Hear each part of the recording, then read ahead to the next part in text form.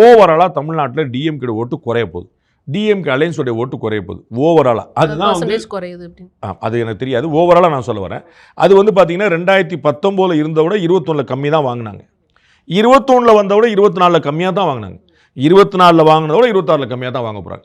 இந்த ஃபேக்டில் குழப்பம் இல்லை. அதனால் எல்லாருடைய ஓட்டு டிஃபரன்ஸும் குறையும். தமிழக முதலமைச்சர்லேருந்து பல பேர், நம்ம வந்து இவர் ஏவா வேலு, திண்டுக்கல் பெரியசாமி, இந்த மாதிரி பல ஒரு ஹியூஜ் டிஃபரன்ஸ் ஜெயிச்சாங்க. 95,000 94,000 வாங்கினாங்க.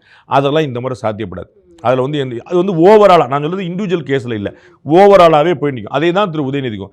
ஆனால் திரு உதயநிதி போல நம்ம இப்போ அடுத்து நம்ம விஜய்க்கு நான் வர்றேன். உதயநிதி போல, விஜயகாந்த் போல, ஸ்டாலின் போல, எடப்பாடி பழனிசாமி போலலாம் அவ்வளோ சுலபமாக வந்து அவங்களுக்கு சேலஞ்ச் வந்துடாது. சின்ன சின்ன பேட்ச் ஒர்க் பண்ணால் போது அவங்க சாட்டிஸ்ஃபை பண்ணிடுவாங்க. அவங்க வந்து திருவல்லிக்கேணி தொகுதி வேற ஒரு விஷயம் ஞாபகம் வச்சுக்கணும். ஜெயலலிதா அவர்கள் இருந்தபோது தாவூத் மியா கான் அப்படின்னு சொல்லிட்டு காயிதே முல்லத் அவருடைய உறவினர், அவர் வந்து கலைஞரை எதிர்த்து போட்டிட்டார். பெரிய ஆச்சரியம் என்னன்னா, அவர் இரட்டலையில் போட்டியில வாழைப்பழ சின்னத்தெல்லாம் போட்டிடுவேன்டார். அன்னைக்கு கலைஞர் 800 ஓட்டுல தான் ஜெயிச்சார். Just imagine. அப்ப இவர் இரட்டலையில் போட்டிட்டு இருந்தா என்ன ஆயிருக்கணும்.